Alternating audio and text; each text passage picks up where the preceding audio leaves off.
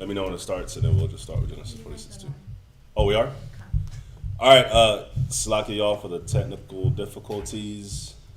We are back online. Oh, yeah, see? Bro. It says, Kentucky governor says up to 100 dead after tornadoes rip. Oh man, it went away. After tornadoes rip through.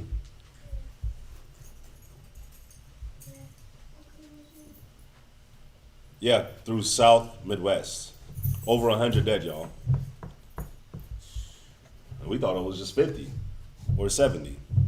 That might be like a record or something. I don't think there's ever been that much people that died from a tornado at once. I could be wrong.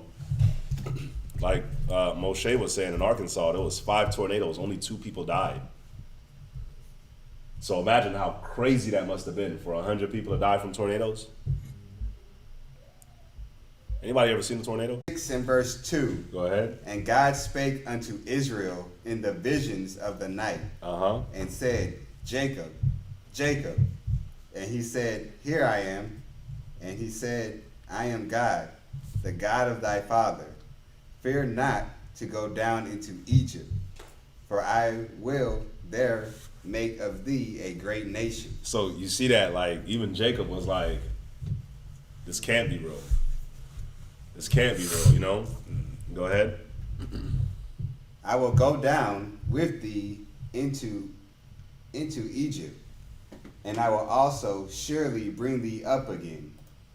And Joseph shall put his hand upon thine eyes. Now, you know what's cool about this is,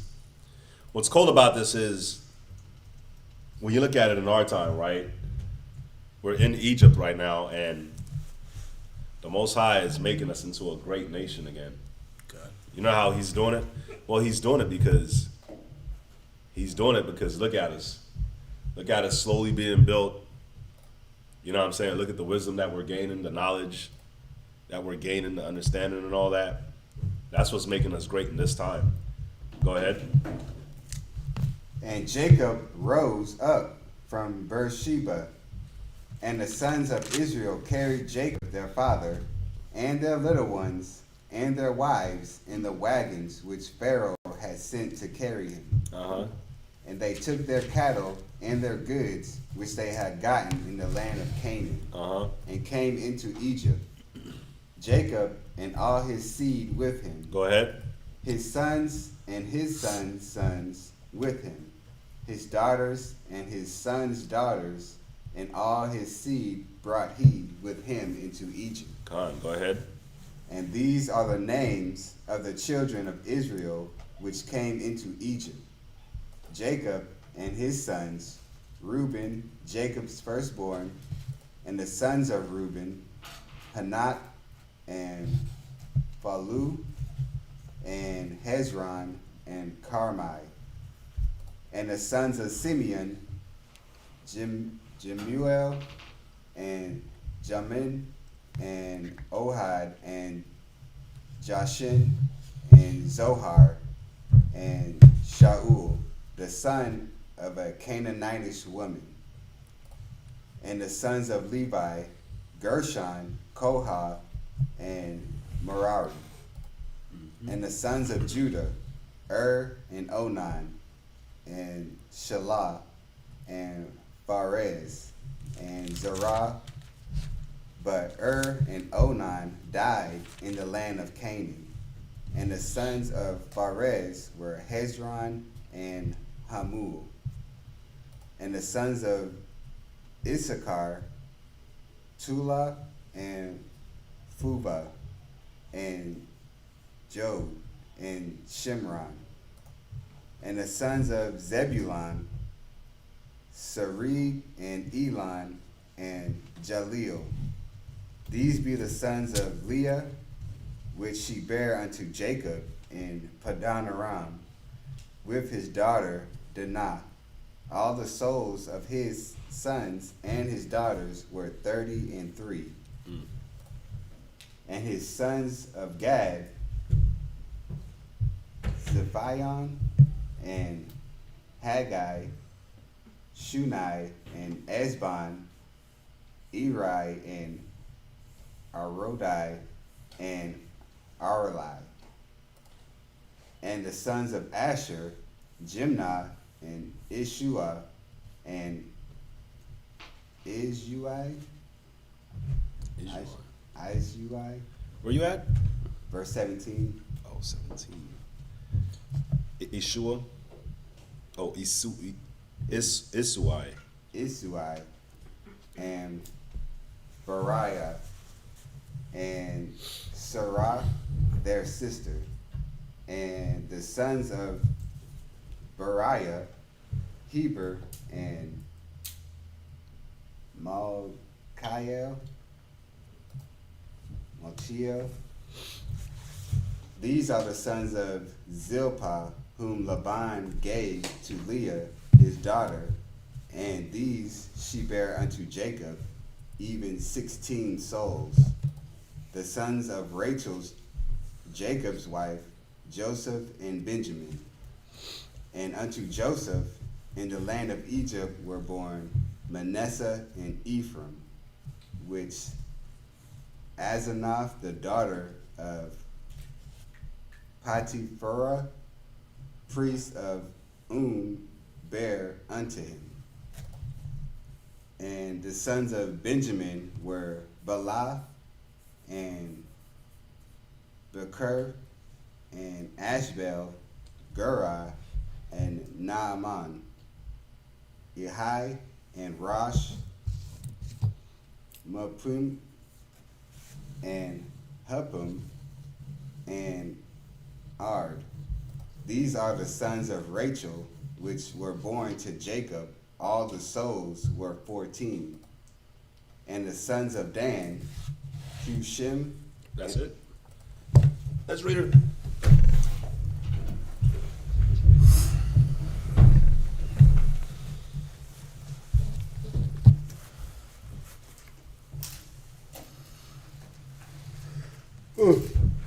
Man, excuse me.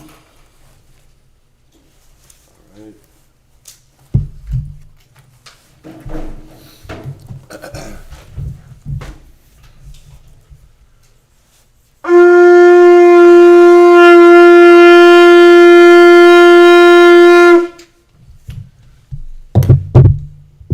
Yashkar, Shabbat Shah, Yashkar, Bun, Yashal. Yashkar, Shabbat Shal, Yashkar, Bun Yashal, Men of Israel, Amadi, Barak.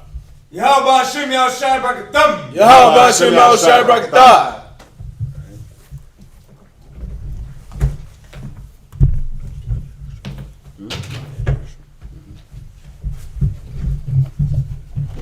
All right, so we pick it up at Genesis 46 and 24.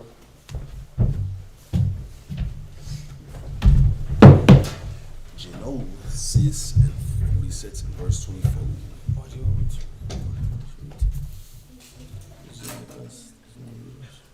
You can do this, yeah, 4 and 5. 4 and 5, yeah. 4 and 5 is cool. Genesis. Alrighty. Verse 24. Genesis chapter 46, verse 24. And the sons of Naphtali, Jaziel, and Guni, and Jezer, and Shalem. They are the sons of Bilhah, which Laban gave unto Rachel his daughter. And she bare these unto Jacob. All the souls were 7. All the souls that came with Jacob into Egypt, which came out of his loins, besides Jacob's sons' wives, all the souls were 66. And the sons of Joseph, which were born him in Egypt, were 2 souls. All the souls of the house of Jacob, which came into Egypt, were 70. 70. Verse 28. And he sent Judah before him unto Joseph to direct his face unto Goshen. And they came into the land of Goshen. Mm-hmm. And Joseph made ready his chariot, and went up to meet Israel his father to Goshen, and presented himself unto him. And he fell on his neck, and wept on his neck a good while. And Israel said unto Joseph, Now let me die, since I have seen thy face, because thou art yet alive.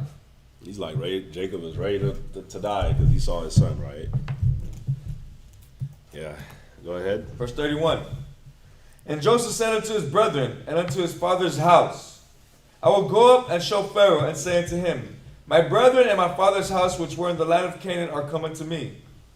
And the men are shepherds, for their trade hath been to feed cattle, and they have brought their flocks and their herds and all that they have. And it shall come to pass, when Pharaoh shall call you and shall say, What is your occupation? That you shall say, Thy servant's trade hath been about cattle from our youth even unto now, both we and also our fathers, that ye may dwell in the land of Goshen. For every shepherd is an abomination unto the Egyptians. Kind. You see that? Every shepherd is an abomination unto the Egyptians. Now we're going to go verse chapter 47. Is there a specific reason why that is?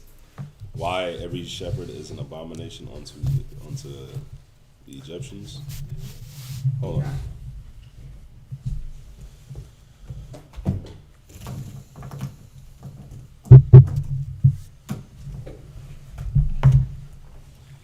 Yeah, so I mean, unless the Bible doesn't say why every shepherd was an abomination unto the Egyptians.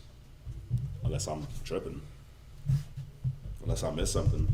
The Bible doesn't go into why the shepherds were an abomination unto the Egyptians. I've heard that I'm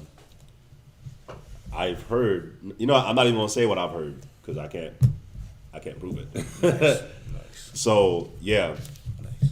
it doesn't say why every shepherd is an abomination unto the Egyptians. Yeah. Okay.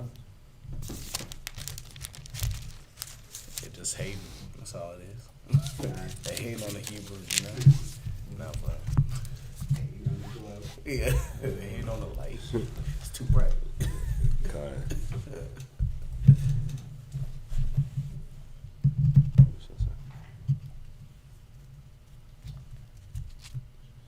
Okay, yeah. You know what's funny? I'll read this too. Yeah, it doesn't say why, but go to Exodus 8:25.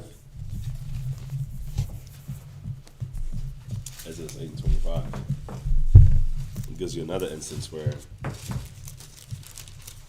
during Moses' time. Go ahead. Exodus chapter 8 and verse 25. And Pharaoh called for Moses and for Aaron and said, Go ye sacrifice to your God in the land.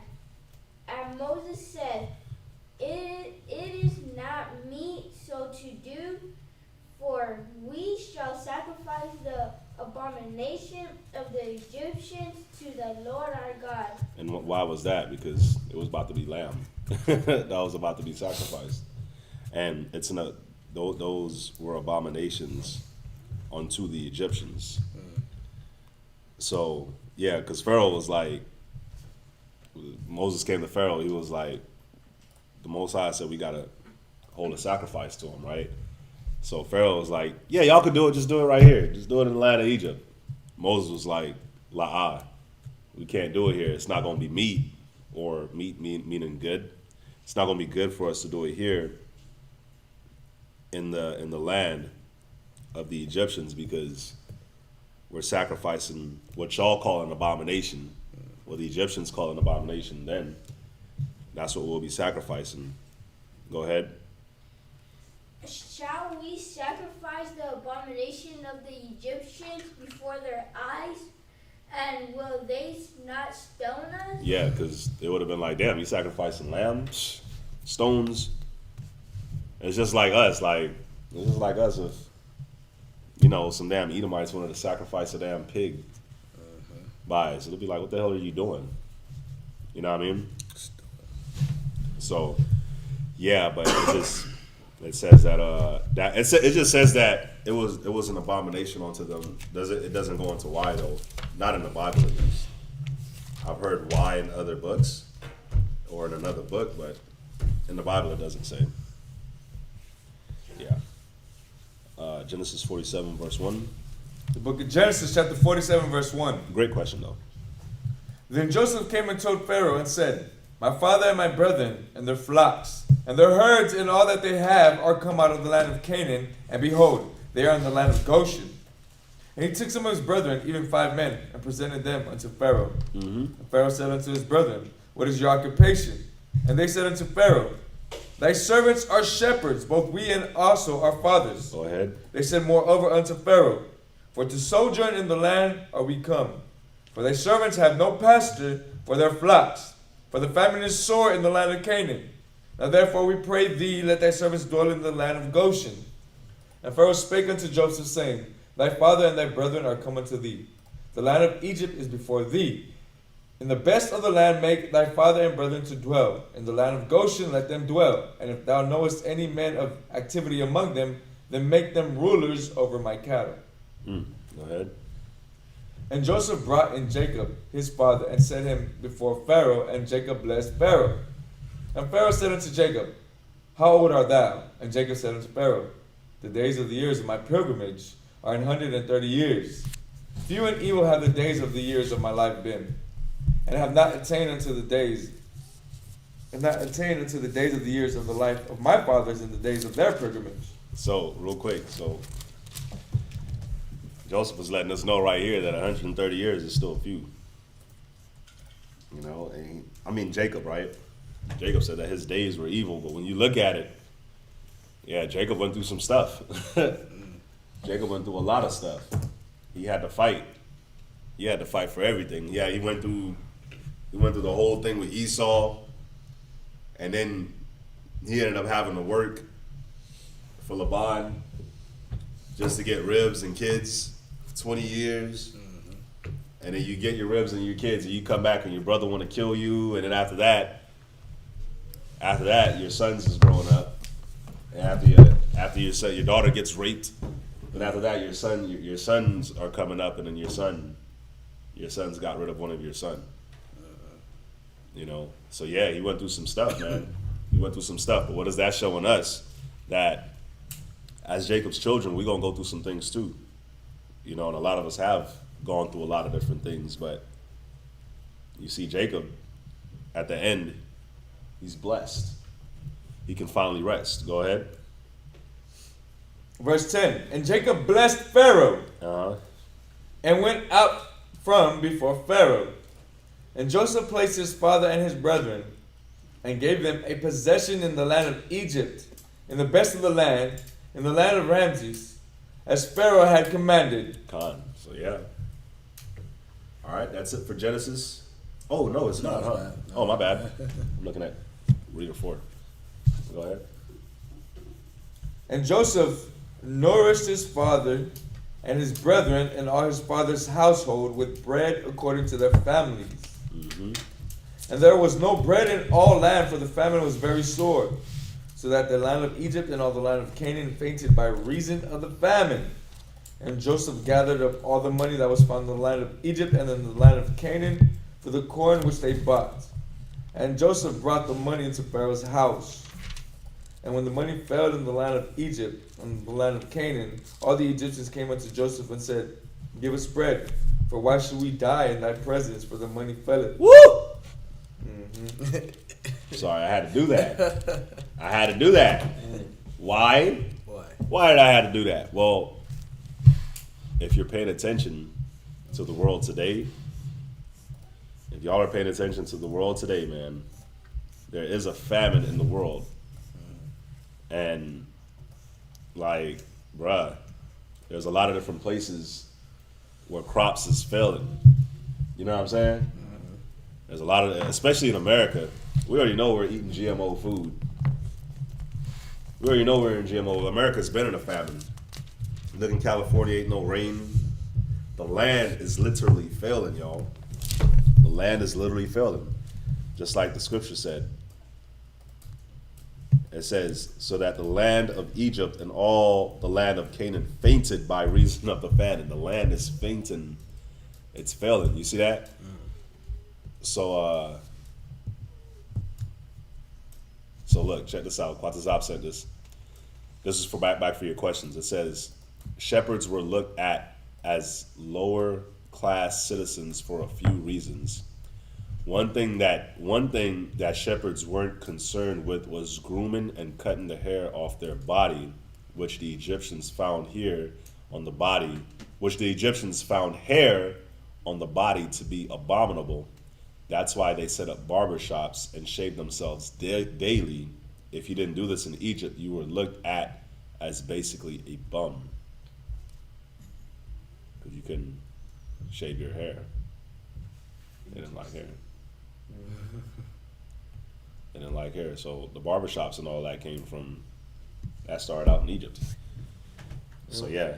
Which that right there is funny because there's like YouTube reels or something, and it's like man of today, super effeminate, super shaven, right? Like it's like super effeminate, and then they'll a clip going to like man with beards and just like rough and manly, in the field and stuff like that, which is funny. Kind. Some of means me. And then it also says, also remember the Egyptians were cursed because of us sliding through your land. They remember that when Sarah and Abraham went through there.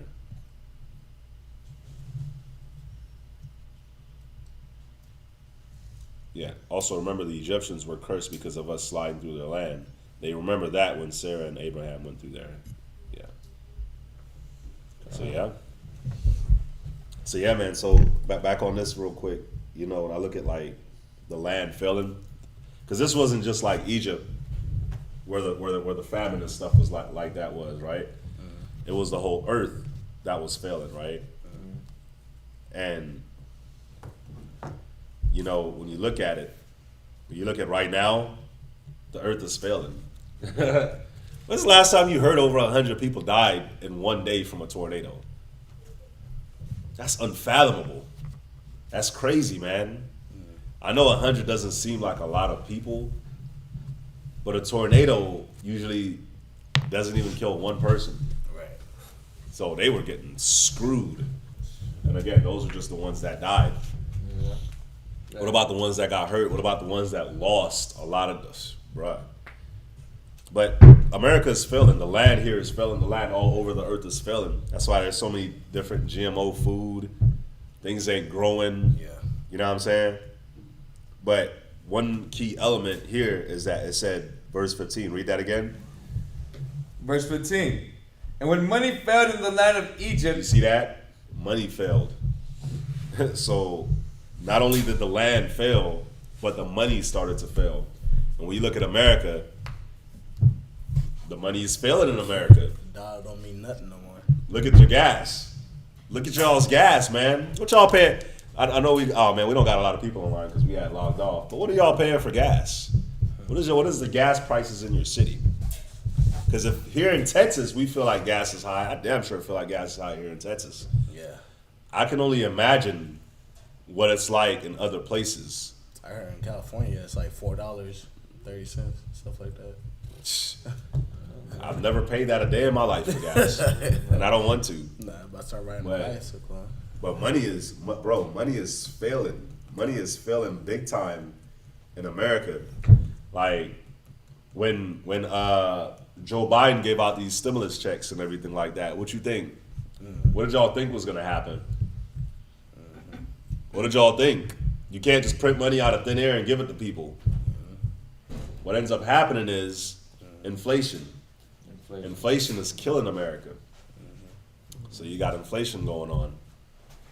And inflation, the value of the dollar is falling.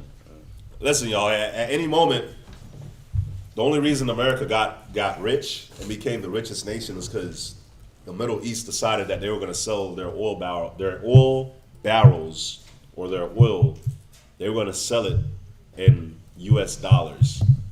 And that's what made America become so filthy rich. They call it petrodollars. Once that stops happening, that's it. If you can't control the price of oil, If you can't control the price of oil, you're screwed. That's what made America rich, because they could control the price of oil. You see what I'm saying?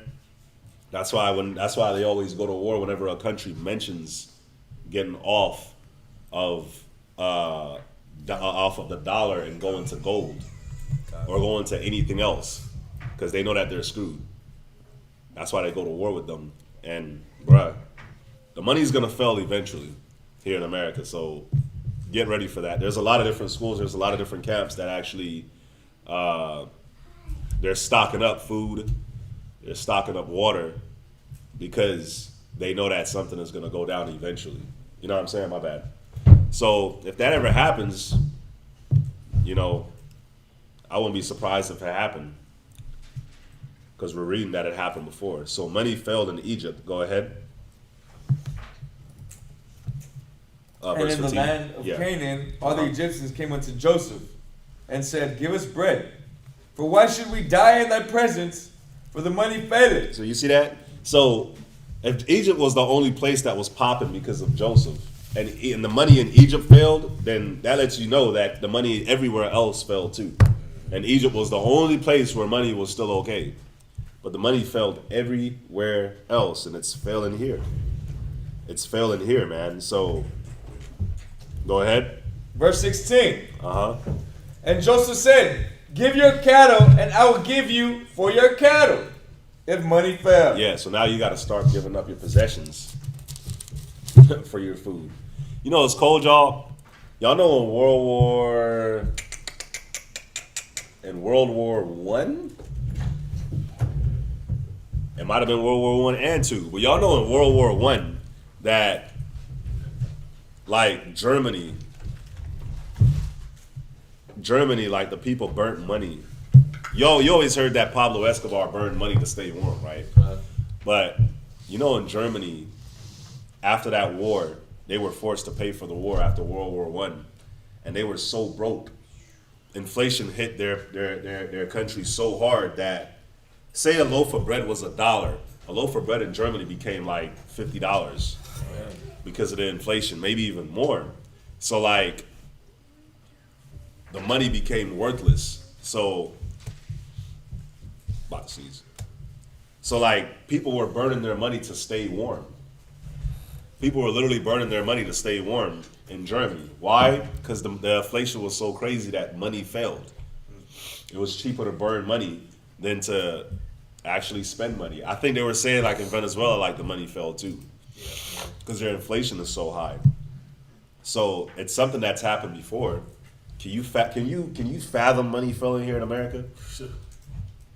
Like, if you go to the store and buy a loaf of bread for $2-3 right now, can you imagine paying $30? And that's just bread.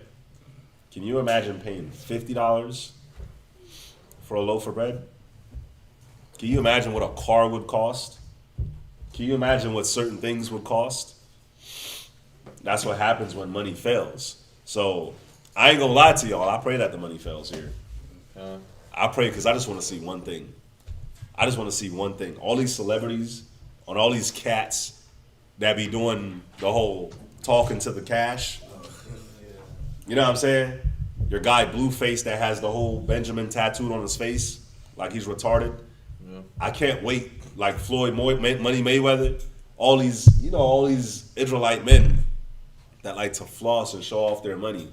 I can't wait till the money fails here, because they all gonna look retarded. They all gonna look stupid. First of all of them own silver jewelry instead of gold. Gold never depreciates in value, but silver does. Silver always does. Diamonds always do. That's why in our time it said that diamonds wasn't worth anything when Solomon ran. But look, they pushed diamonds on us. So we go and we overpay for something that was worthless when we was running stuff. And instead of us spending money on a whole bunch of gold, what's going to happen to all these cats? When the money fails, it's going to be like, here, take my jewelry. Ain't nobody going to want your diamond or silver chain. It's not worth anything. Because everything will more than likely switch back to gold-backed currency. So if you don't have no gold, you're screwed. But it just shows you how much Esau has bamboozled us, man. Where these cats pay so much for silver, and silver isn't worth that much. It's just not. You see a rapper talk about they got 100,000 on their wrist. You grossly overpaid for that. You're retarded. Dang. When they talk about like you have a 100,000 around your neck, you're retarded. Cause that's not worth anything. You know what I'm saying? It's not worth it. First of all, it was never worth that much. But your dumb ass paid that much for it. That's why when it's all done, you thinking, oh yeah, I'm gonna just melt it. I'm gonna go sell it. You ain't gonna get like, bruh, it's just crazy, bro. Not even half. Not even a quarter, not even 10% of that. Yeah. So, yeah. Read down. Verse 17. And they brought their cattle unto Joseph, and Joseph gave them bread in exchange for horses, and for the flocks, and for the cattle of the herds, and for the asses. And he fed them with bread for all their cattle for the year. That's crazy. That's crazy. Like, all they wanted was food. Yeah.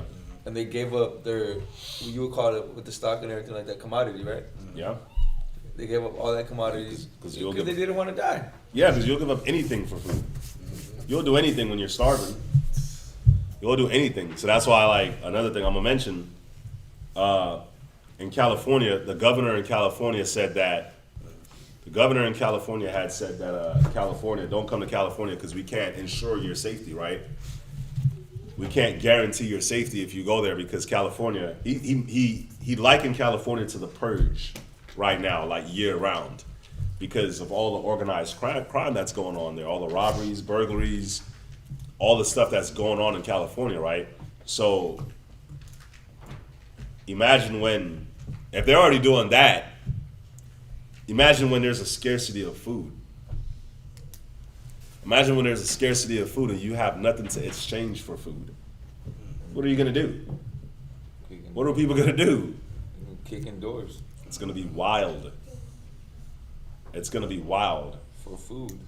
Yeah. Read down. Verse 18. Mm-hmm.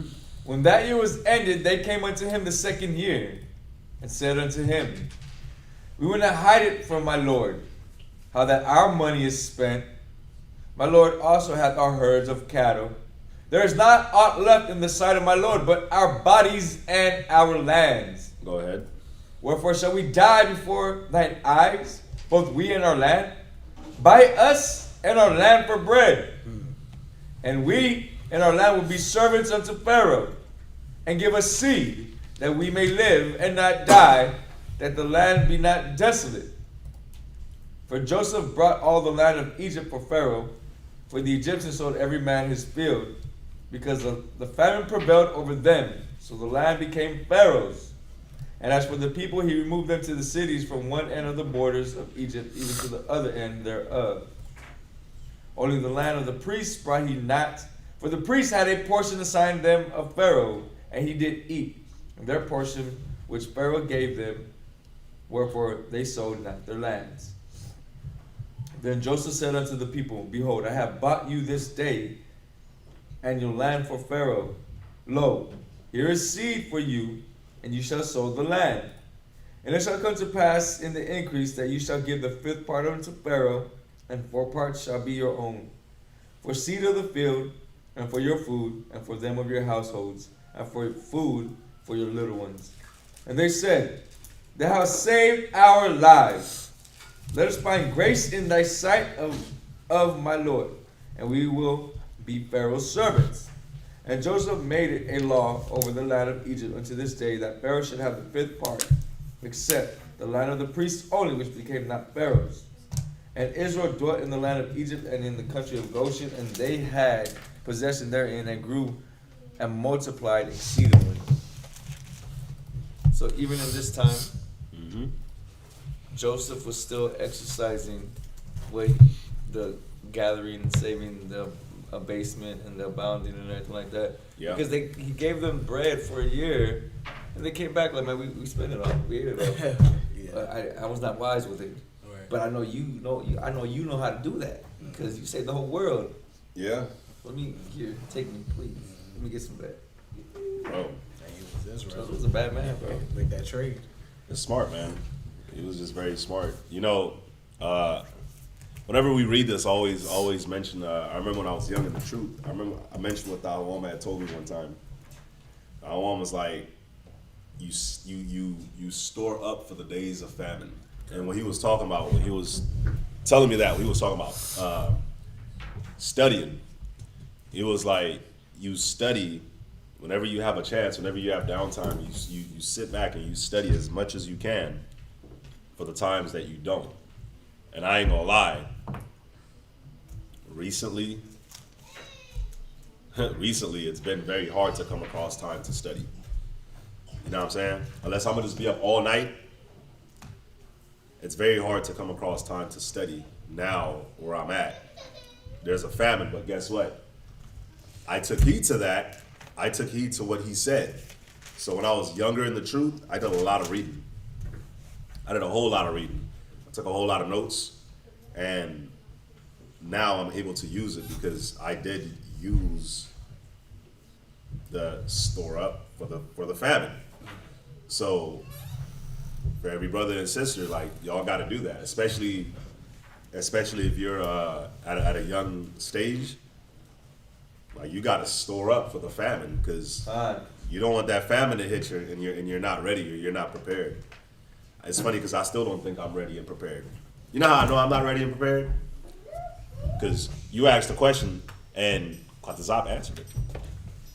So guess what? There's still work to do. There's still preparation. You see what I'm saying? There's still preparation to do. So, yeah, man. Ezekiel 37 verse 15. So yeah, so everybody, that's not just a studying thing, but you got to learn how to abase and abound. It's funny we were talking about that. You got to learn how to abase and abound. You know, like the stimulus check that came. Yeah. Like you saw it in the world, man. You saw a lot of Israelites just blow that in the world. Yep. The malls was popping. Everybody was in there buying these shoes. I ain't gonna lie, I bought me some shoes. But I ain't buy shoes forever. I had to. But, you know, I bought me some stuff that was gonna last. But a lot of people just blew that. A lot of people blew that stimulus money. And now, guess what? The gas prices and stuff is high as hell. Everything is high as hell. The food is like ridiculous, bro. I hate going grocery shopping now. Because I'll go in there literally with the intent to spend this much and walk out spending that much.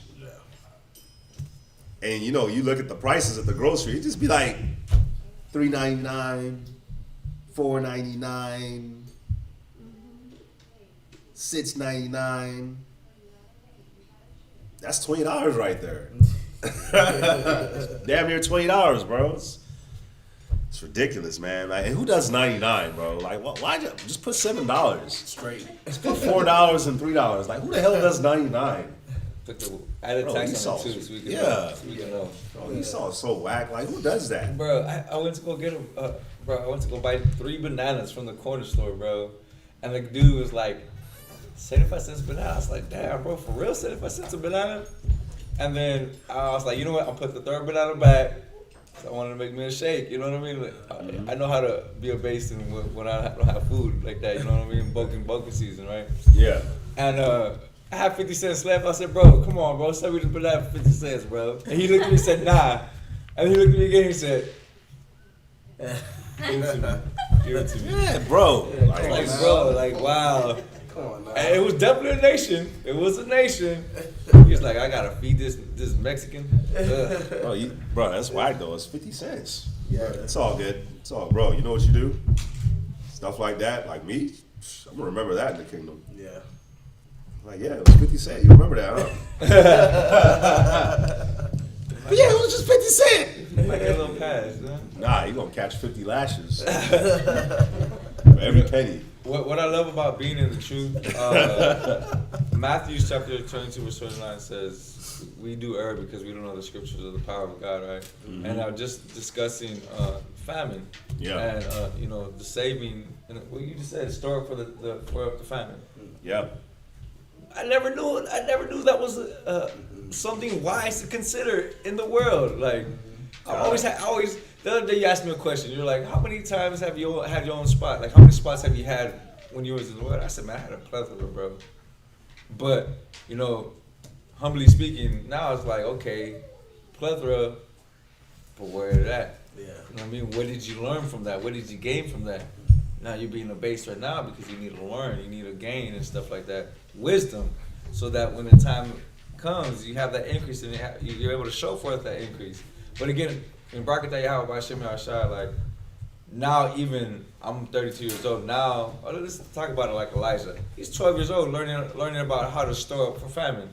Yeah. Man. Bro, and this is the thing, man. This is what the nations fear. This is what the nations fear, like us rising back up and moving in wisdom, because, you know, it's very simple. Somebody's going to move in wisdom. Somebody's going to get blessed and somebody's going to get cursed. Somebody's going to move in wisdom and somebody's going to move like a fool. That's just how it is. We're the ones that choose whichever. If we get blessed, they get cursed. If we move in wisdom, they move like fools. You see what I'm saying? For too long, we chose to be the ones that's cursed and they got blessed. We chose to be the ones that move like fools and they move like they're wise when they're not. So that it's just there. Somebody has to feel it. You see what I'm saying? We chose to feel BS, but now since we're coming back and choosing to feel being wise and feel our blessings, then they'll be the ones moving into it. Not, bruh. Love it. About that, how? Rock that hoe. So we're going to Ezekiel chapter 37, verse 15. Yes, sir. Ezekiel chapter 37, verse 15. The word of the Lord came again unto me, saying, Moreover, thou son of man, take thee one stick and write upon it, for Judah and for the children of Israel his companions. Then take another stick and write upon it, for Joseph, the stick of Ephraim, and for all the house of Israel his companions. And join them one to another into one stick, and they shall become one in thine hand. And when the children of the people shall speak unto thee, saying, Wilt thou now show us what thou meanest by these? Verse 19. Right, so check this out. So the Most High, just like what we read in Genesis, right? The Most High brought back that stick of Israel to Joseph. You see that? And guess what? That's what's happening now. The Most High is joining back the 12 tribes together. So we go out there with a stick. Think about it. You know, when you read this, you're like, oh yeah, it's a little stick. You think about a twig. The first thought is like the mind to go to like a little stick. Yeah, you take this little stick, this little twig, right? And then you're going to write the names of the children of Israel on the stick. Nah, it's not like that. It's not like that. What you're going to do is, it's like what we do when we go out there with a sign. You write the 12 tribes on the sign today. We go out there with that stick, that big stick, or that big sign. Right. It's usually out of wood. And you write the 12 tribes on it. And you got that in your hand. You see what I'm saying? And then what do people always do? They come up and they're like, what is this? Yeah. They'll be like, where are you from? Oh, I'm from this. I'm from this country. I'm from this land. Where's your father from? Oh, he's from there too. Where's your and then where's his father from? Oh yeah, he's from there too. I'm like, for me, I'm full-blooded Jamaican. So, oh yeah, you're from the tribe of Benjamin. And then you're like, do you see yourself on this tribe? On this? Do you see yourself on the sign, or do you see yourself on the stick? Because what do? You when people see a street speaking, it's always like, what is what I going like on? about that? Joseph did that with the brothers. So you're getting when you're street speaking, when we're street speaking with the officers and everything like that, they're teaching us how to do that, even in the mall. But let me get some context on you. You're a little light skinned, your hair's a little straighter than so you're a little taller, a little whatever. What is your daddy's name? Where's he What's going from? on? And then you got the context in there, just like Joseph, like, all right, bro, you're my brother. Yeah, Oh, you're my brother. You're Israelite. Come here. You're my brother. Come on. I definitely be that. I like that in the mall. I'm just rapping with people. I'm not letting everybody know. They see the fringes, but our objective is the mall, right? Do what we gotta do. Bring them to Chicago, Brock Day Howard for that. But I'm like, yeah, you my brother. Dudes be looking at me crazy. You're my sister. Like, you know what I'm saying? The darkest Judites or the darkest Benjamites or something, or the lightest Issacharites or whatever. Like, tú eres mi hermano, huh? Tú eres mi hermano. You're my brother. They're like, man, I don't know what the hell you talking about, bro. God. Some people be like, nah, bro, we're not brothers. Okay. All right. You'll find out. God.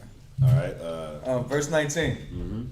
Say unto them, thus saith the Lord God, behold, I will take the stick of Joseph, which is in the hand of Ephraim, and the tribes of Israel, his fellows, and will put them with him, even with the stick of Judah, and make them one stick, and they shall be one in mine hand. Con. So, of course, when you see the stick of Ephraim and Judah,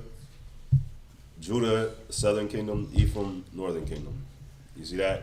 Or Joseph, northern kingdom, Judah, southern kingdom. Sometimes you see Judah, southern kingdom, Israel, northern kingdom. You see that? But either way, joined together, right? Go ahead. Verse 20. And the sticks whereon thou writest shall be in the hand before their eyes. Verse 21. And listen, y'all, this is what the nations fear. They fear this. They don't even know that they fear this yet, but they fear. Amalek fears this so much.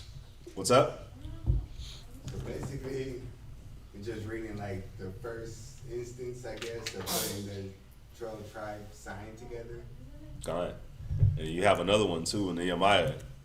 It's symbolic, of course, but it's a symbolic thing where he takes the stick of Ephraim and the stick of Judah and join them together. You know, when you're reading about this and this time in Ezekiel, we were already split up. You know what I'm saying? Ephraim and we was already two separate nations, so it was a spiritual thing that was happening. You see what I'm saying? But it was a representation too. What's up? Let's talk about grafting the two together. That's going with this. Yeah. Yep. So, hold on, grafting. What scripture is that you're talking about, the grafting? I want to be sure before I do. I think I know what you're talking about, but I'm trying to make sure that it's not talking about like Gentiles. New Testament. Yeah, I think it's in Corinthians. It talks about the olive branch and the wild olive branch.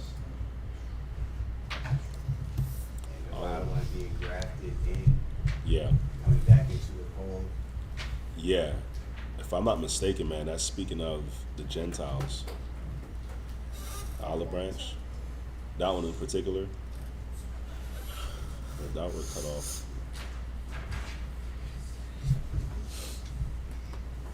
Yeah, if I'm not mistaken, it's talking about the Gentiles. That's why it's called a wild. Go to Romans 11:24. That's where it's at. Yeah, this is talking about Gentiles. It's in Romans. So this one wasn't necessarily talking about Judah and Israel, the southern and northern kingdom. It was talking about the Gentiles. Let me see. Let me read it just to make sure. Start at verse. Start at verse 13. Book of Romans, chapter 11 and verse 13. For I speak to you Gentiles. You see that? So I speak to you Gentiles. So it was talking about Gentiles, but it was talking about Israelites in a Gentile state of mind. So guess what? It was talking about the northern kingdom too. It was talking about the northern and the southern kingdom coming back. Why? Because the northern kingdom in this time of Romans was definitely in a Gentile state of mind. You see what I'm saying? We was already separated. They was already moving like Gentiles. But then it was also talking about the Gentiles, the southern kingdom that was there moving in a Gentile state of mind too. You see what I'm saying? So when you read Romans, when you read like the whole when you're reading the New Testament and you're reading about Paul and Yahweh Shai, you had the Israelites that kept the law, the Pharisees, the Sadducees, all of them, right? But then you had Israelites that were scattered, that they were considered, they moved like Gentiles, but they were Israelites by blood. So that's why you have Paul that was traveling to all these different places. That's why Paul went to the Gentiles, and Peter, he stayed. He mostly dealt with the Israelites that knew they were Israelites. You see what I'm saying? Teaching them about Christ. So here, when Romans 11:13 was like, Paul is saying, for I speak unto you Gentiles, because he was the ones that went to the Gentiles, but he was mostly going to the southern kingdom that was dispersed. But you still had northern kingdom that was with them too, that was dispersed. But it's speaking to both.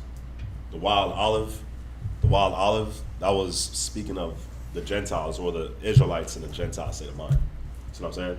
So that's actually, this scripture right here would be everybody, not necessarily just Judah and Israel.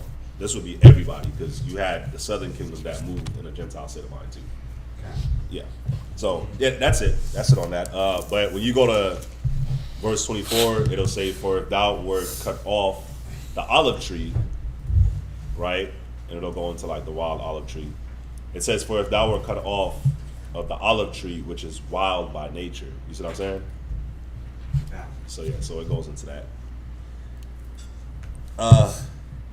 Let's go back. So yeah, like you were saying, this is like the first instance of the sign. And then when you read in Nehemiah, you get the first instance of the podium. Yeah. It said that they made a podium, and it said that they made a podium and they would teach on the podium. God. But yeah, that's what we use this Ezekiel right here to make our 12 tribes sign. Go ahead. Ezekiel chapter 37, verse 21. And say unto them, thus saith the Lord God, behold, I will take the children of Israel from among the heathen, whither they be gone, and will gather them on every side, Yep. and bring them into their own land. You see that? And I will make them one nation in the land upon the mountains of Israel, and one king shall be king to them all, and they shall be no more two nations. Ooh, yeah. Yeah. Neither shall they be divided into two kingdoms anymore at all. You see that? Because isn't it like, it's definitely, bro, it definitely is like we are two nations. Yep. Like back then, Israel and Judah, but even today, Yeah. you got the southern kingdom and then you got the northern kingdom. It's like we're two separate nations. Right. That's what's cold, man. That's how you know the Bible's true. That's how you know the Bible's true, because we live in it. We all speak different languages. We're definitely different shades, different countries, different continents. Right, it's like we're two different nations, two different kingdoms. But the dope thing is that we're coming back together. And they definitely fear it. Oh yeah. They definitely fear it. They have good reasons to fear it too. Yeah. They definitely do. Go ahead. Verse 23. Neither shall they defile themselves any more with their idols, nor with their detestable things, nor with any of their transgressions. But I will save them out of all their dwelling places, wherein they have sinned, and will cleanse them. So shall they be my people, and I will be their God. Verse 24. And David my servant shall be king over them. Mm-hmm. And now they, think about it. Verse 24, it says, David my servant shall be king over them, but David is already dead. So what is it talking about? Well, it's talking about, it's actually talking about Yahweh Shai. Yahweh Shai came out of David. You see that? Go ahead. And they all shall have one shepherd. They shall also walk in my judgments, and observe my statutes, and do them. Go ahead. And they shall dwell in the land that I have given unto Jacob my servant, wherein your fathers have dwelt. And they shall dwell therein, even they, and their children, and their children's children forever. All right. And my servant David shall be their prince forever. Yeah, so David is going to be the prince forever, or is it Yahweh Shai that's going to be the prince forever? Yahweh Shai. Yahweh Shai. Go ahead. Moreover, I will make a covenant of peace with them. It shall be an everlasting covenant with them, and I will place them and multiply them, and will set my sanctuary in the midst of them forever. My tabernacle also shall be with them. Yea, I will be their power, and they shall be my people. And the heathen shall know that I am the Most High, that I, the Most High, do sanctify Israel, when my sanctuary shall be in the midst of them forevermore. Forever, ever, ever. So now we're going to go to Luke chapter 24 and verse 30. Yeah, man. So y'all see, I hope y'all see what it is that we're fighting for. This is what it's all about, man. This is what it's all about. 24 and 30. Yeah. Luke chapter 24, verse 30. Now read the whole thing. 24. And it came to pass, as he sat at meat with them, he took bread and blessed it and brake and gave it to them. Uh-huh. And their eyes were opened, and they knew him, and he vanished out of their sight. Y'all see that? Did y'all just pick up what that just said? Think about it. Read verse 30 again. And it came to pass, as he sat at meat with them, he took bread and blessed it, and brake and gave to them. And their eyes were opened, and they knew him, and he vanished out of their sight. Yeah, he just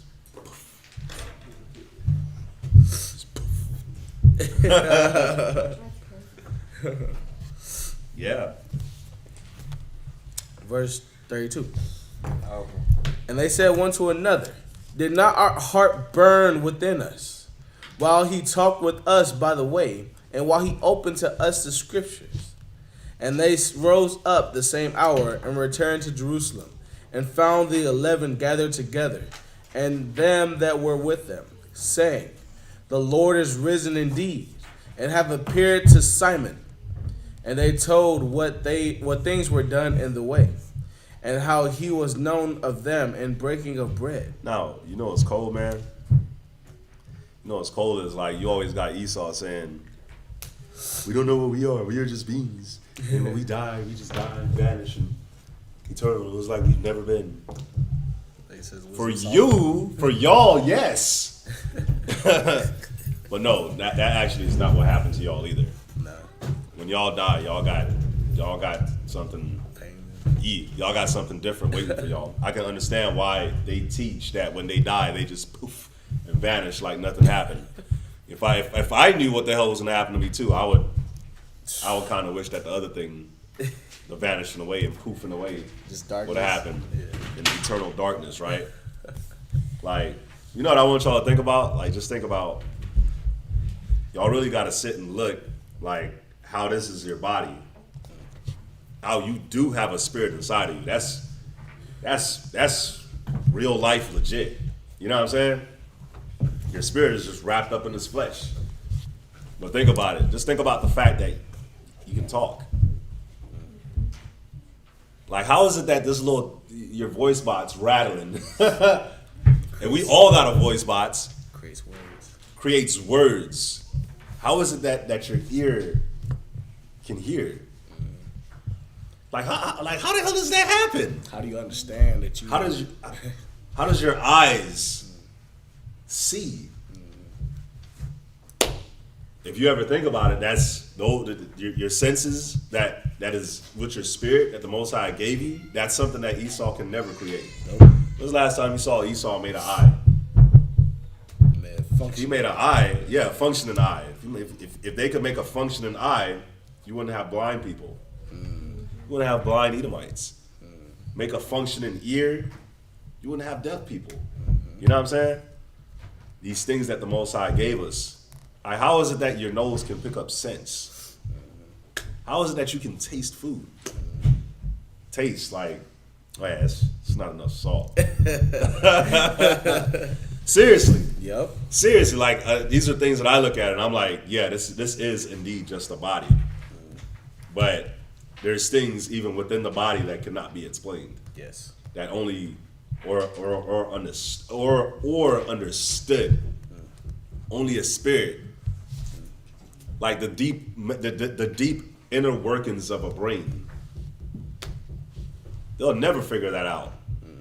But they really want you to believe that this is how retarded the white man is. Yeah, bring it out. This is how retarded he is. But this is how retarded we are for believing him. Bring it out. So there was nothing. There was nothing. There was not even darkness. So if there wasn't darkness, what was it?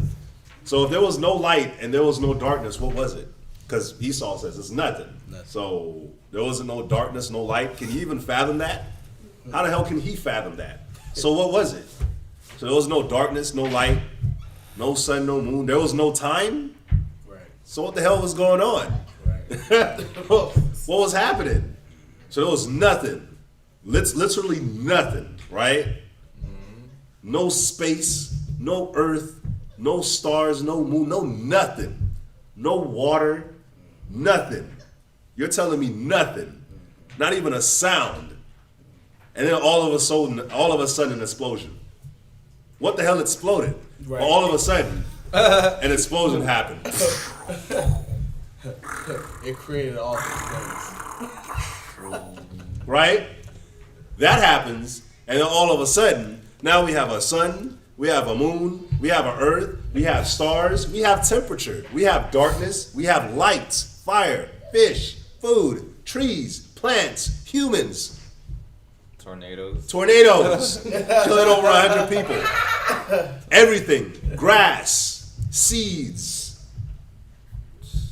earth, wind, other planets. All of a sudden, I never knew nothing can do that. I never knew nothing could do that. And everything is just so perfect. Yeah. Everything is so perfect. Perfect chaos. You're telling me that they'll be like, yeah, if the sun gets any hotter, we're all gonna die. No, y'all are gonna die. We'll be just fine. It'll be a little hotter, but we can take the heat. It's over for y'all.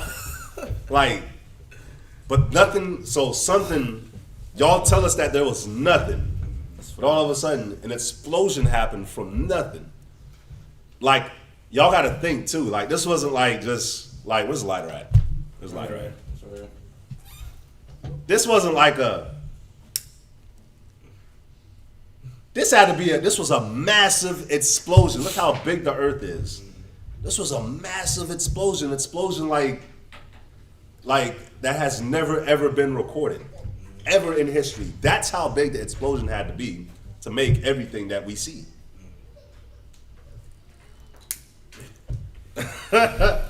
Imagine how big that is. But, bruh, when you really break down Esau's logic, it's like, bruh. Even in that, like, nuclear bombs, they can make as many nuclear bombs too, but they cannot harness that power. They would even know where to start, where to begin. They could put bombs on top of bombs on top of bombs, but just as you said though, like, look how big the earth is. How massive was this explosion, using their terms, was it? Like, how grand was it? Right. They can't, like, they could never do it. And you know what's cool about a nuclear bomb? They said that the earth can only withstand 7 nuclear bombs going off. About 7 or 8. So why the hell do you have thousands, dummy? Why do you have thousands? If 7 or 8 nuclear bombs go off, the earth will never ever be the same. Why the hell do you have thousands? Why do you even have one? All it takes is the right guy to come and just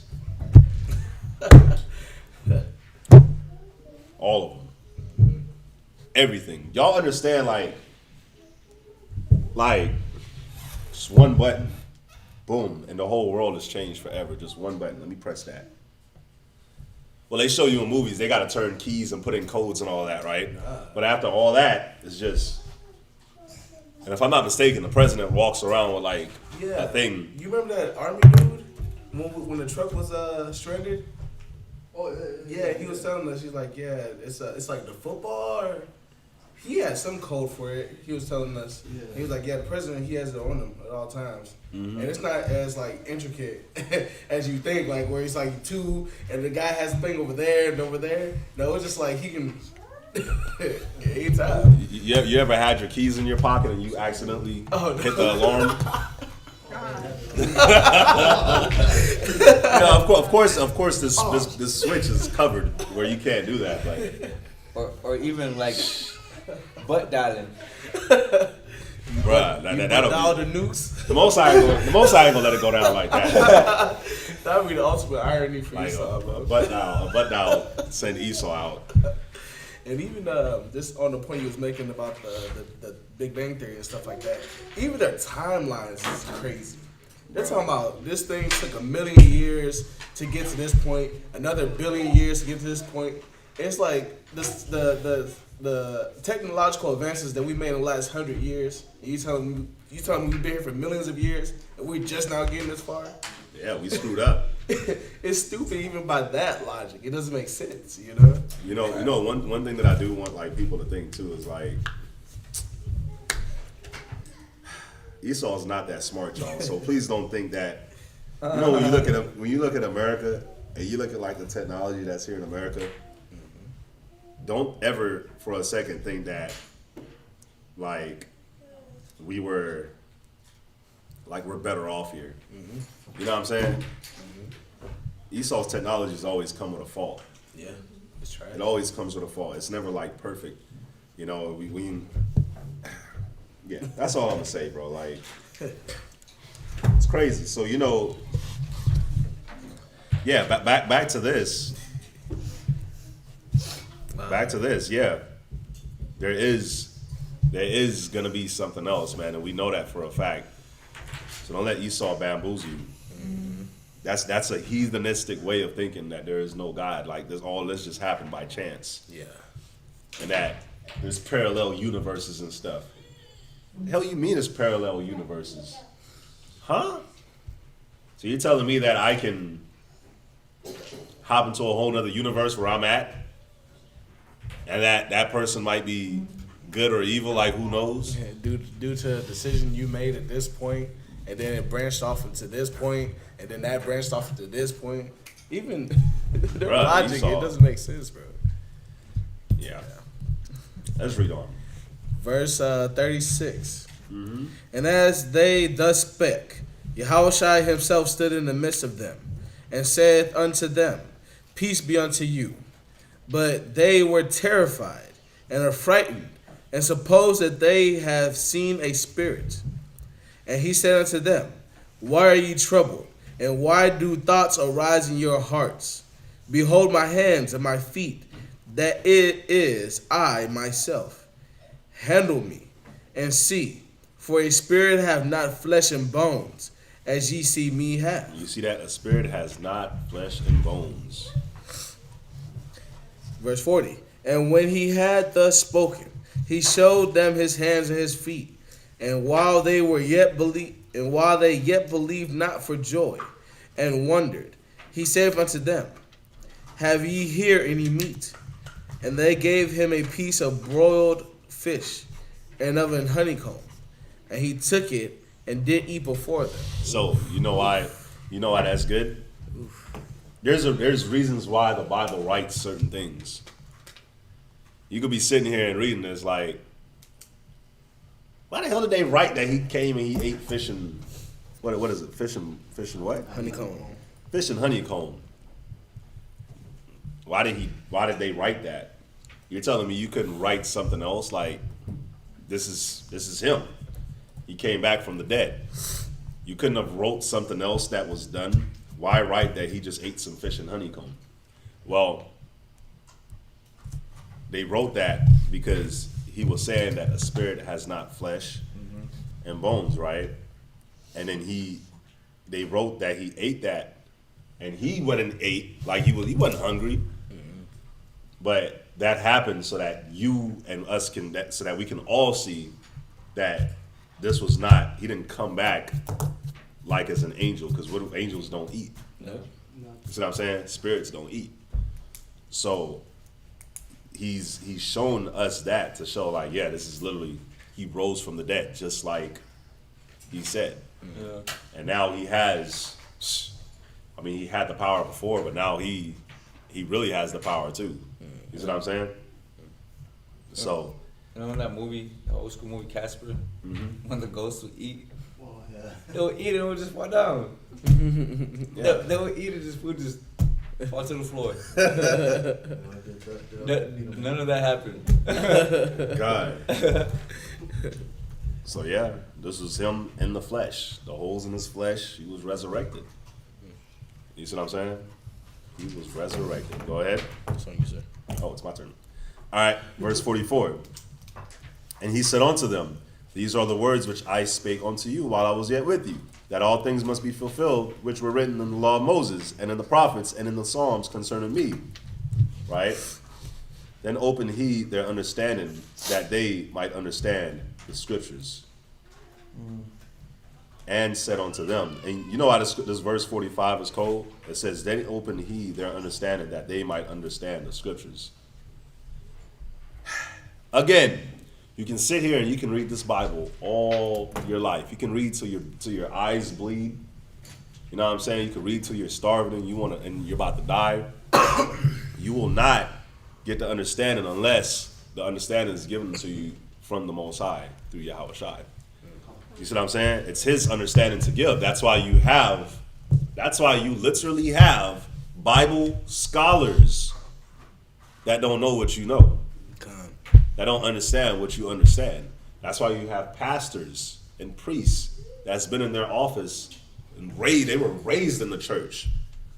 The Bible in the church is all they know, but they still don't know what you know. Why? Because he didn't give it to them. You see what I'm saying? In Wisdom of Solomon, it said that wisdom is the Lord's and he gives it to whoever he wants. So you got to see that the fact that the Most High gave it to you, the fact that you can sit here and understand what is being written, or you can sit in class and sit online and listen, you can't take that for granted. Because a lot of people wish that they knew what you knew. You know what I'm saying? A lot of people wish that they understood what you understand. That's facts, man. The scripture tells you that a lot of prophets wish that they could see what we see and live what we're living right now. A lot of them did. So we live in a very blessed time, man. And think about how chosen you are to be living in these times where a tornado kills over 100 people. You're like, huh? Think about how blessed you are to be living in these times and it's all over. Yeah. Think about it. Think about how blessed you are. Think about, you know how when we read stuff and we're like, man, I would have loved to have seen Christ, alive. Think about how blessed they were to have seen that. Think about how blessed our brothers and sisters were to have seen the ocean parted. And it's like, what the hell? An ocean is literally parting right now on some Moana stuff. Think about, how blessed we were to see the chariots, see Solomon running everything and us rich and silver. Think about how blessed they were to be living back then. We're like, damn, tripped over a silver. Another diamond. Another diamond tripped over a diamond. You know what I'm saying? Just think how blessed they were at these times, man. Yeah. So yeah, man. Go to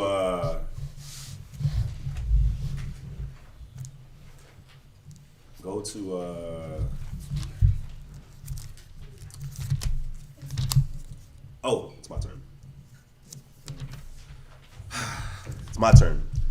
All right, so verse 46, and said unto them, Thus it is written, and thus it behooved Christ to suffer and to rise from the dead the third day, and that repentance and remission of sins should be preached in the name among all nations, beginning at Jerusalem.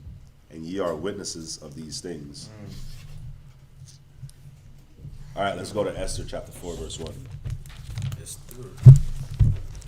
That last verse too, and you were just saying blessed are us that we're able to see, prophets wish to see.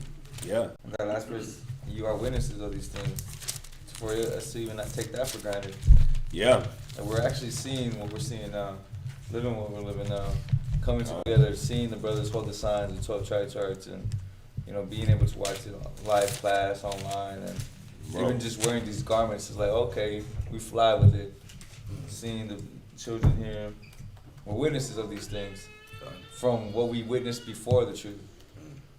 Whackness. God. Death. Death. All right. We're going to be going to Esther chapter 4, verse 1. Esther chapter 4, verse 1.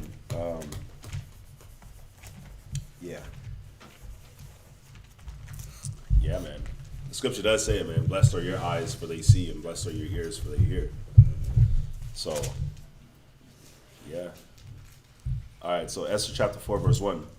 When Mordecai perceived all that was done, Mordecai rent his clothes and put on sackcloth with ashes and went out into the midst of the city and cried with a loud and bitter cry. And came even before the king's gate, for none might enter into the king's gate clothed with sackcloth. And in every province, whithersoever the king's commandment and his decree came, there was great mourning among the Jews, and fasting and weeping and wailing, and many lay in sackcloth and ashes. So Esther's maids, verse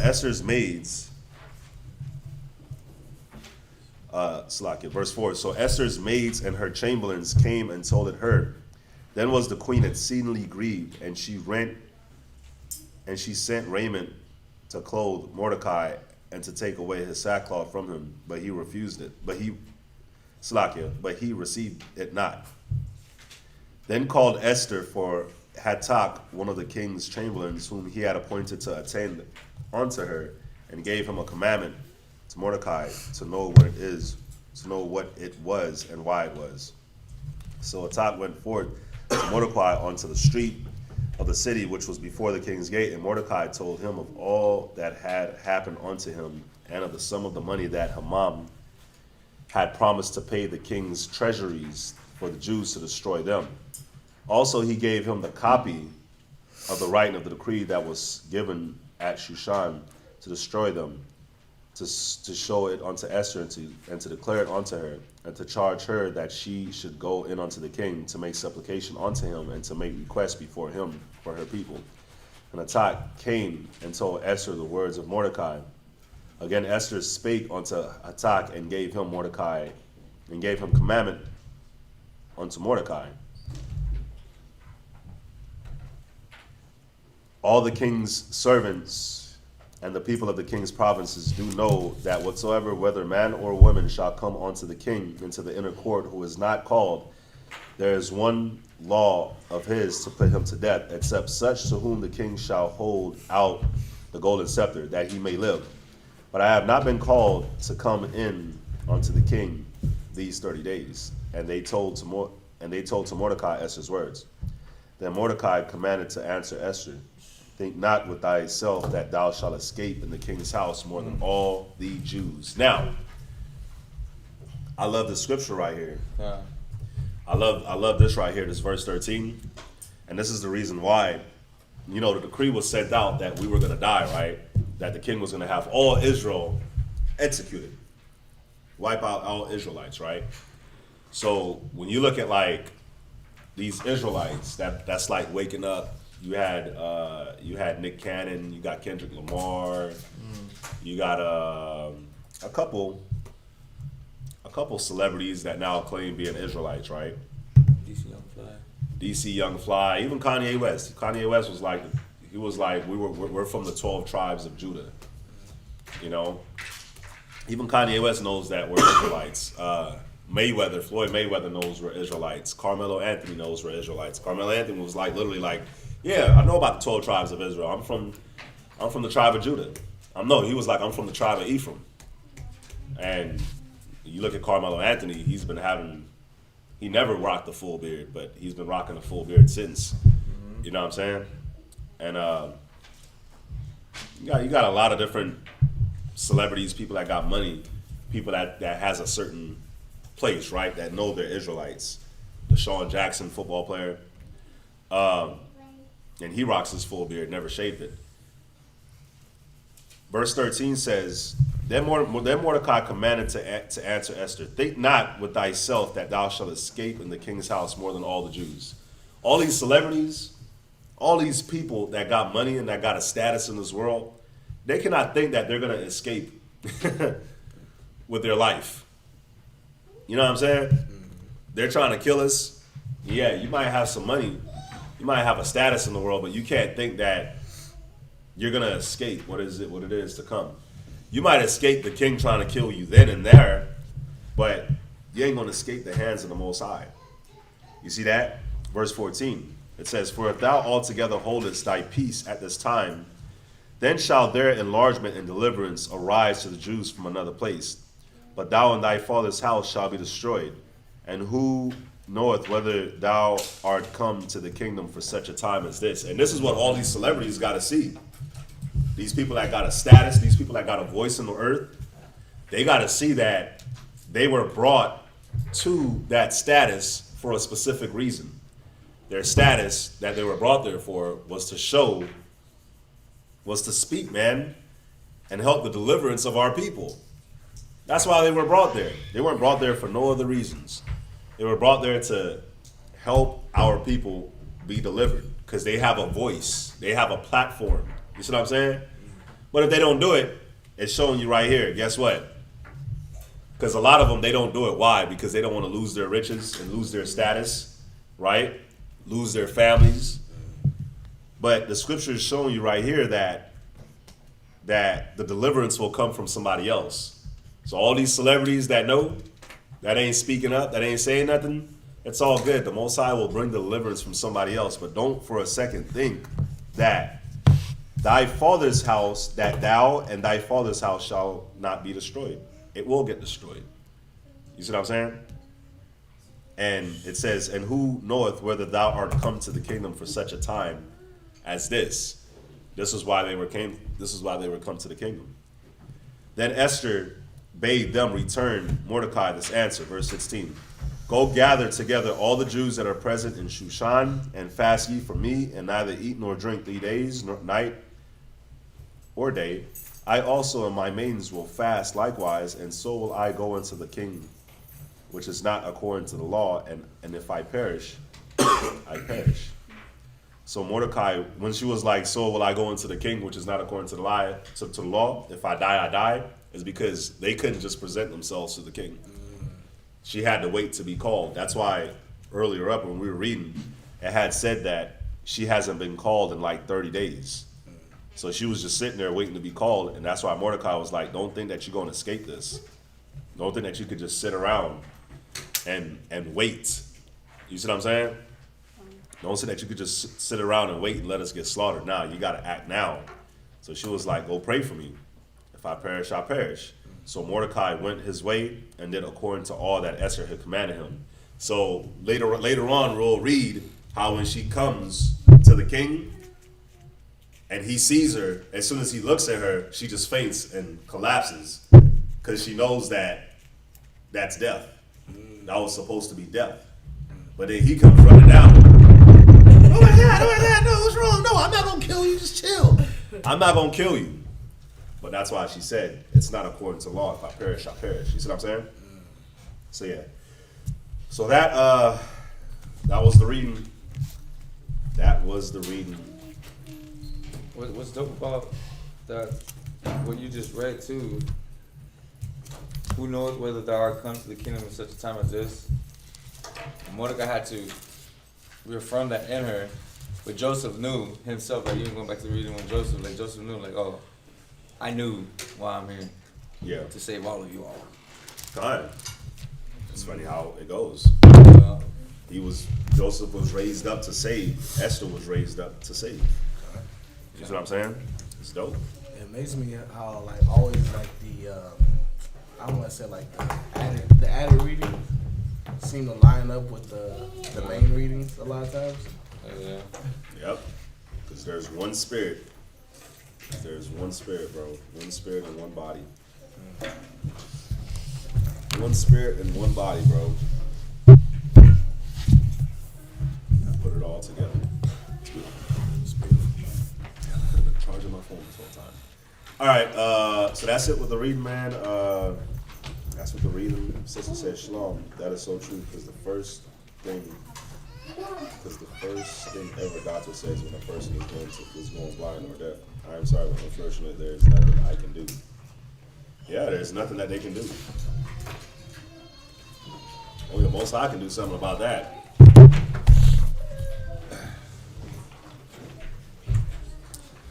All right, so that's it for the reading. There's no questions pertaining to the reading, right? Any questions pertaining to the reading? Online in class? All right. Give them a second. And we can get ready to set up these prayers. Yeah, man, we'd like to say the water for everybody that joined us, man, on the Shabbat. We are back again. Let me say this. Before we set up these prayers, man, everybody, remember, brothers, I'm saying it early. We were saying it before Hanukkah, but everybody, brothers online, in class, if you do plan on attending the Passover, sisters is going to start working on the Passover garments soon and pretty soon. So please start laying aside some money right now, so that way, when it's time, when the sisters need to get the money, they can get the money as soon as possible. That way, garments can be completed as soon as possible, man, ASAP for the Passover. Because every year, as y'all know, man, every year it's always a rush to the final second for us to get ready for Passover. We're not going to avoid that anyways, but it's always like that. So if we can help out, by getting the money in earlier so they can get, the leather and stuff in earlier, then that way they can start working on it and everything earlier, then things can go a little bit more smooth. But just like we had to haste out of Egypt, haste to eat, and we always gonna be hasting. All right, so everybody, I'm going to put y'all your Shalom. Let's finish up these prayers.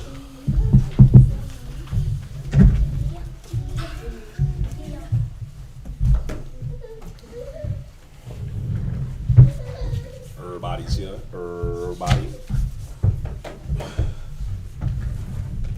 Everybody's here. Alrighty. Yahweh in the name of Yahweh Shai. Yahweh in the name of Yahweh Shai. Yahweh Bahashem Yahweh Shai. Yahweh Bahashem Yahweh Shai. Please listen to us right now. Please listen to us right now. Send my Ka'ala. Send my Ka'ala. The righteous angels. The righteous angels. To watch over. To watch over. Bless. Heal. Protect. And make strong. The people of Israel. Also send unto us. Much wisdom. Much knowledge. Much understanding. Much patience. Much faith. Much brotherhood. Much love.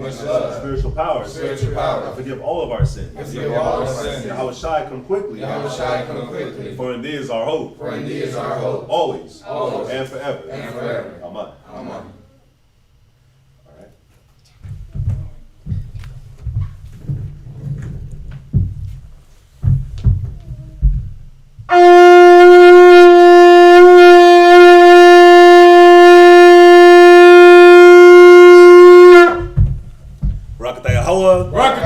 Bahashem Yahweh Shai.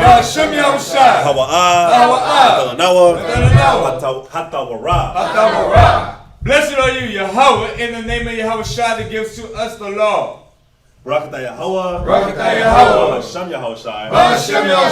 Hawa'ah. War. Lara'ah. Blessed are you, Yahweh, in the name of Yahweh Shai that gives us the light to see. Barakatah Yahweh. Bahashem Yahweh Shai.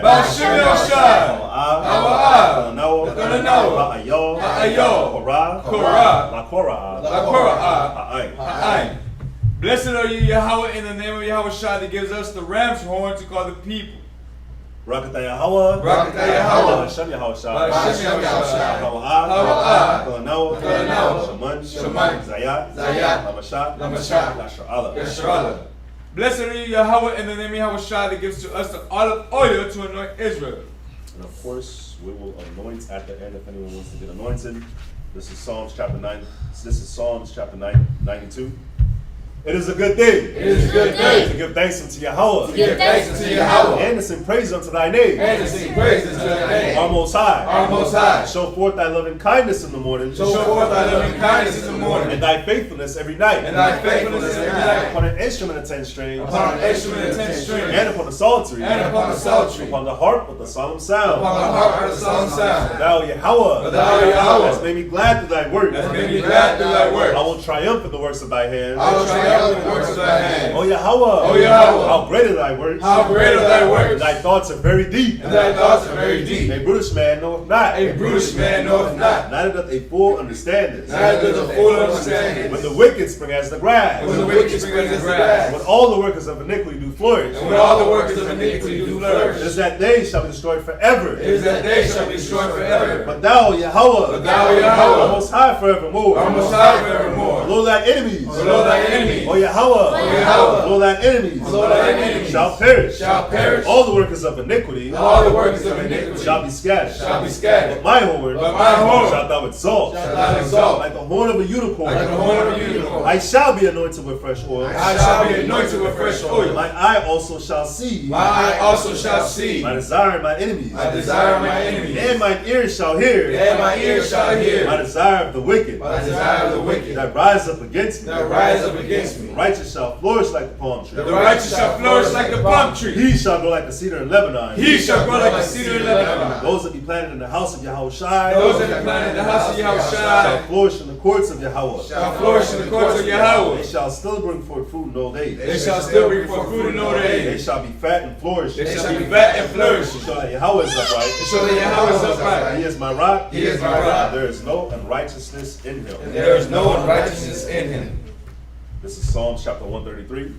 Shayar, Hamalawat, Zadawad, Hana, Matawad, Wama, Na'ayam, Shabbat, Akim, Gum, Yechad, Hashaman, Atawad, Ayel, Hara'ash, Yarad, Ayel, Hazakwan, Aharon, Shayarad, Alpayah, Wathiwa, Katol, Chamamun, Shayarad, Ayel, Ariyah, Zayawan, Kaya, Shum, Tazawah, Hawa, Abaraka, Kayayam, Ayolam, Aman. Psalm chapter 133. Behold, how good and how pleasant it is for brethren to dwell together in unity. It is like the precious ointment upon the head, that ran down upon the beard, even Aaron's beard, that went down to the skirts of his garments, as the dew of Hermon, and as the dew that descended upon the mountains of Zion. For there the Lord commanded the blessing, even life forevermore. Shem Yahushai. By Shem Yahushai. The water. Yeah. Alright, let's circle up.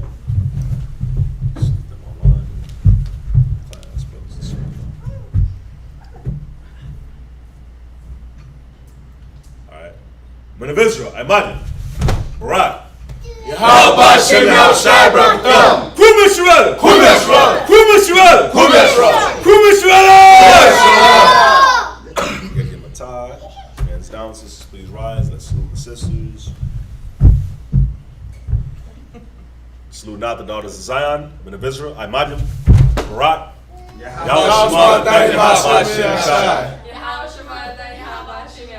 Alright, get your matai, hands down. Everybody say shalom to those online. Shalom. Again, Thawada for joining us. Thawada for joining us. Y'all have a good Shabbat. And we will see y'all here in Houston again.